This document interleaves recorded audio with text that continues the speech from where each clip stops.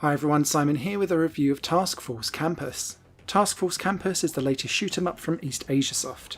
They've been on a real shoot 'em up spree lately, and this is the latest in their simplistic budget line of indie shoot 'em ups. Good for easy platinum trophies if you're a PS4 player like me. It's a PS4 version you see on your screens, but also it's available on PC, I believe Switch and Xbox One as well. This game does what it does well, it's just over really quickly. You play through 4 stages that will have slightly randomised enemy placements, but will always have the same end bosses at the end. The end bosses are frankly the best bits of the game. They're well designed, the bullet patterns are well implemented, and they don't outstay their welcome. I particularly like the final boss because it has its own theme tune and it feels like you've been thrown into a 1980s cartoon. And it's by far got the most personality and vibe, and I wish that they'd spent more time developing it, maybe bumped up the price £1 or so, and injected some more of that enthusiasm into some of the earlier levels where things feel a little bit more blander. The game gives you the choice of 3 fighters initially with slightly different bullet loadouts essentially, and you'll only be pressing one button, and that is shoot.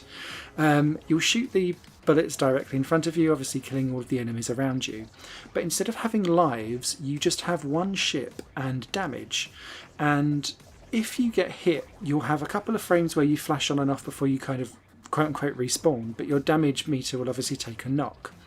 You can replenish your health if you stop shooting.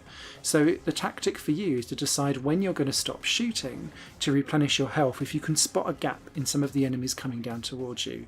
In the first 2 levels that's not too much of an issue. In the last 2 levels, because it's much more hands-on and full-on, you're going to need to do a hell of a lot of bullet and enemy dodging to make sure that you can recover your health and kind of get yourself back above.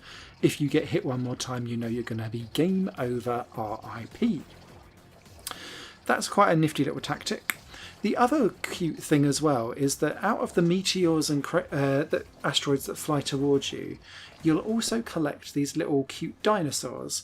And after a while, if you collect a certain amount, they'll attach the one to your ship, or several of them if you unlock the secret fighter at the end, and they will then shoot additional shots for you, but they'll kind of follow you around a little bit like a balloon.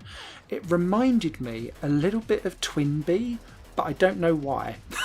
But it was cute. It was another little quirk of the game, and I wish that they'd have done more with it. They do more with it once you get past the post-game completion stage, where 2 more ships unlock. The first ship has a completely different bullet layout pattern, which attacks bullets from the sides, and it makes you play the game differently. The second one doesn't let your ship shoot at all, but attaches 4 of these dinosaurs for you to kind of drag around. So you have to think almost a bit like the game Centipede, where you're having to shoot stuff off, waiting for your centipede, or like little, in this game, the dragons, to kind of shoot stuff back at you behind you a few frames. I wasn't very good at it, but it did certainly change up the game, and I just wished again that there was more of it to make the game more distinguishable. The last thing that made this game distinguishable is some of the weird quirk that it had in terms of some of its weapons. In the later 2 levels, you've got enemies that will come to you completely shielded, and they'll only drop their shield for a certain amount of time after they've fired a barrage of bullets at you. However, part of the enemies that come down towards you will include missiles and bombs, and if you trigger and hit those and make them explode next to enemies, they'll take out the enemies that are shielded with you. So there's a little bit of strategy around there again. The problem with this is that it's not really alluded to or displayed, and the game is again just over so quickly that there's some decent ideas here, but you can't run with them because by the time it starts running it's game over already, and that's symptomatic of this game across the board. What I'd have really liked was a couple of more levels, a little bit more attention to detail of personality in terms of graphics and sound design, as well as enemy design. You see almost all of the enemies in the first level, and they're just slightly different colours with bigger HP in levels 2, 3 and 4, and that's not really acceptable, even for an indie title these days. I need some progression to keep me going.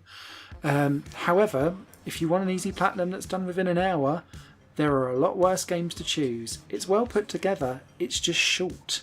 And it doesn't offer things that you'd kind of go, I'd really like to play lots of that for hours.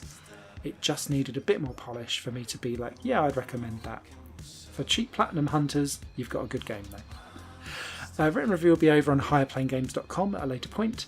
Any questions, leave them down below. And until next time, you take care. Bye. Higher Plane Games is part of the Higher Plane Network, a collection of media projects ran by me. If you like what you see and want to find out more, visit patreon.com/higherplane network. Your support can make so much more possible, be that a like, a comment, a share, or a pledge. Thanks for watching.